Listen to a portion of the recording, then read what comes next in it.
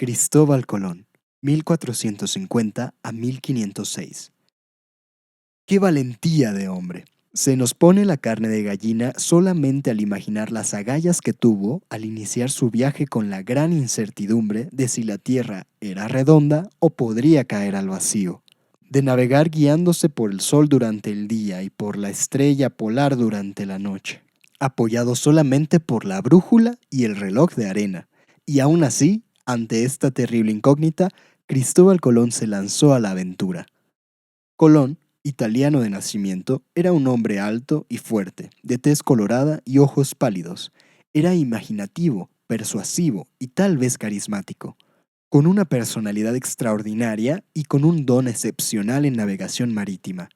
Cuando era joven, la iglesia y la guerra eran las principales medidas para ascender a la escala social. Por ello, y como ansiaba correr aventuras, se contrató como soldado y posteriormente como marino. En los primeros 25 años de su vida, sus viajes lo llevaron no solo hacia los límites del Mediterráneo, sino también hasta los puntos más remotos de la navegación ya establecida en el Atlántico: Irlanda en el norte, las Azores en el centro y el Golfo de Guinea en el sur. Su larga y amplia experiencia del océano le inspiró a atravesarlo en búsqueda de nuevas tierras. Se casó en Portugal con doña Felipa, una aristócrata que le dio su único hijo legítimo, Diego.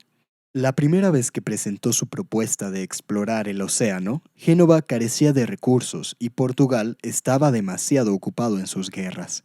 Durante 7 años presentó su proyecto en España, pero siempre fue rechazado. Finalmente, amenazando presentar su idea a Francia, ganó acceso a la corte y los reyes católicos Fernando e Isabel tomaron a Colón en cuenta más que a nada porque la guerra de Granada contra los moros creó una necesidad urgente de nuevas fuentes de ingreso.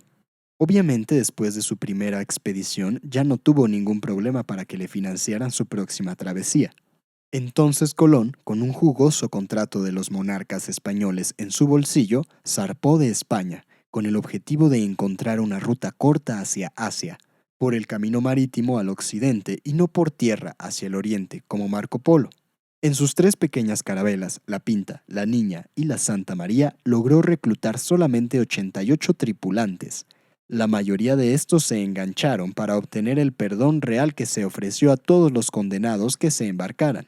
Después de 2 meses muy duros en el mar abierto, los hombres estaban demasiado cansados y se produjo un motín. Pero Colón, con su irrefrenable optimismo, firmes convicciones y vasta experiencia, logró controlar la situación.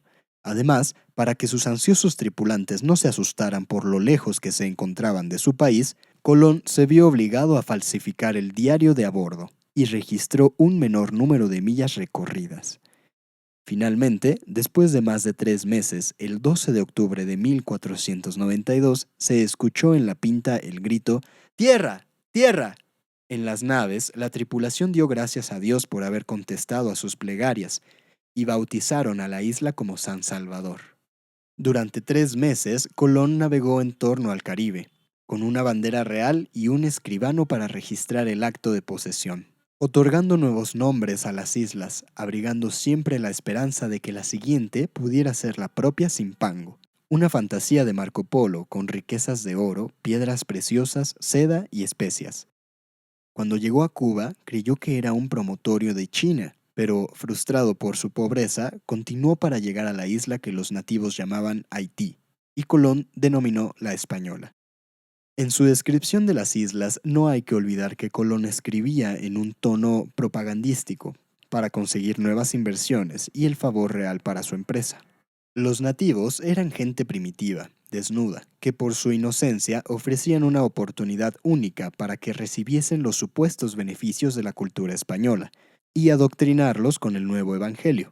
Era el pretexto ideal para obtener recursos y disfrazar la avaricia de los españoles por el oro. Además, por estar tan indefensos, significaban un objeto irresistible de explotación, aunque en general las islas le parecían agradables, con abundante agua y numerosos árboles frutales. Colón nunca le mencionó en sus reportes a la corona española la realidad del canibalismo de los indígenas. El territorio de la Española, que tampoco resultó ser Zimpango, brindó a Colón importantes cantidades de oro, con lo que justificó su viaje.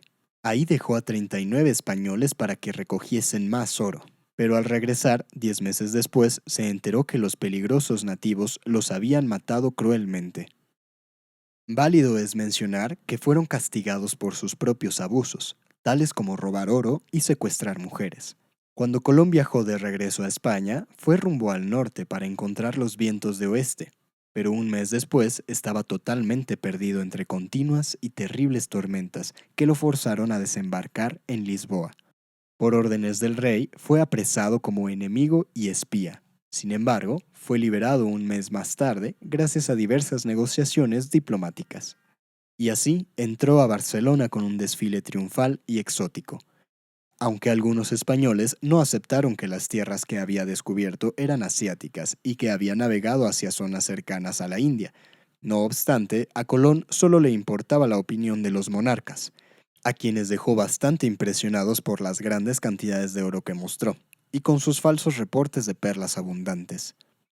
Les llevó también vainas de chile picante y un poco de canela, lo cual alimentó la esperanza de encontrar mejores especias y algunos indios para mostrarlos a la corte. También había descubierto la piña, el tabaco, la canoa y la hamaca, ambas de gran utilidad para futuros viajes. Obviamente, después de su primera expedición, Colón ya no tuvo ningún problema para que le financiaran su próxima travesía. Además, recibió todos los beneficios y remuneraciones que él había negociado tan enérgicamente con los monarcas. Si el viaje resultaba provechoso, el título de virrey almirante de la mar Océana, la promesa de ser gobernador e importantes concesiones económicas.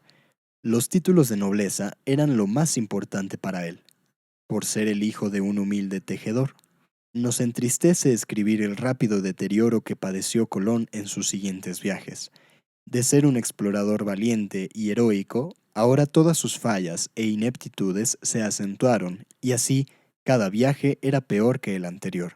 Pero, ¿por qué sus títulos lo hicieron demasiado orgulloso y con una actitud de superioridad? Se aisló de todos. Además, fue víctima de su propio éxito al exigir demasiado, después de que los monarcas le otorgaron el comprometido título de administrador de todas las tierras en el Nuevo Mundo. Por si fuera poco, después de su primer viaje, España había enviado más navíos con colonos. Pero estos, al descubrir que el lugar no era un paraíso como lo sugirió Colón en sus exageradas cartas, se vieron muy decepcionados y, alebrestados, exigieron su retorno inmediato a España. Finalmente, cuando en su segundo viaje los embarques de oro y otras riquezas prometidas disminuyeron y cuando la noticia acerca de los baños de sangre entre colonos e indígenas llegó a oídos de España, los monarcas se vieron forzados a sustituirlo, recortar todos sus poderes y revocar sus preciosos títulos. Apabullado con tantos problemas, su criterio se tornó confuso y arbitrario, a menudo injusto y hasta cruel. Perdió contacto con la realidad y así, cuando estaba hundido en las peores crisis, clamó rogando recibir orientación divina.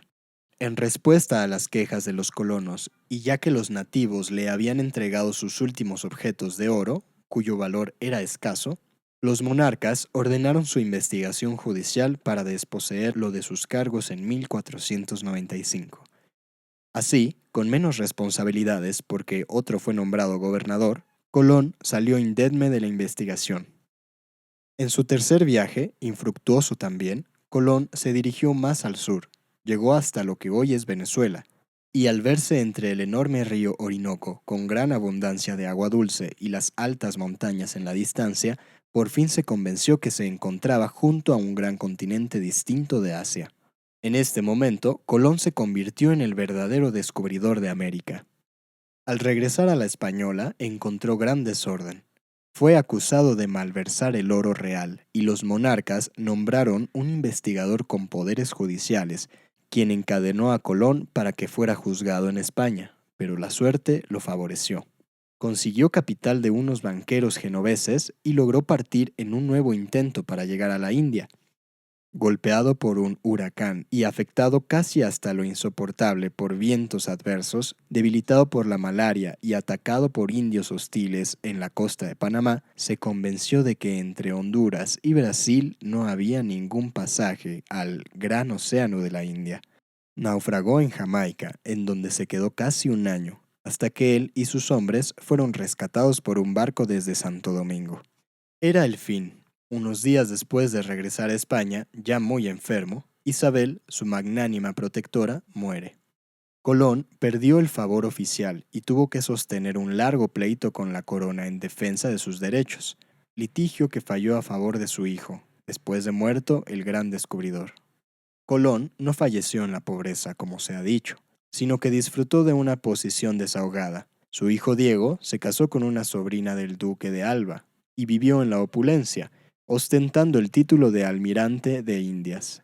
Un hijo natural, Fernando, fue también rico, y lo prueba el hecho de que, gracias a él, se pudo reunir la espléndida biblioteca colombina. Aún después de su fallecimiento, Colón siguió viajando. Fue enterrado primero en Valladolid, después fue llevado al mausoleo de la familia en Sevilla, después al santuario de la Catedral de Santo Domingo, en el Nuevo Mundo, y cuando éste pasó a manos de los franceses, fue trasladado a La Habana, hasta que tras la liberación de Cuba, hoy en día finalmente descansa en la Catedral de Sevilla. Es una ironía del destino que la sociedad más altamente desarrollada, los aztecas, y las enormes riquezas que Colón había buscado desesperadamente, fueron descubiertas, conquistadas y destruidas por Hernán Cortés, solamente 10 años más tarde. Explicable es que, aunque Colón nunca pisó la tierra mexicana, en todas las ciudades de este país hay por lo menos un monumento de él, y de Cortés ninguno. Es justo mencionar que aunque Colón es reconocido como descubridor de las Américas, fueron los vikingos quienes tocaron por primera vez este continente. Hace 500 años, un grupo de vikingos liderados por Leif Erikson salieron de Noruega hasta llegar a la parte norte de Canadá, en donde establecieron algunos pequeños poblados. Es muy probable que Colón se enteró de esas expediciones mientras navegaba por los mares del norte, y que hasta esta circunstancia lo haya alentado para lanzarse a su gran aventura. Esta noticia no se difundió en el resto del mundo debido al temor que se respiraba por las restricciones espirituales de la Edad Media.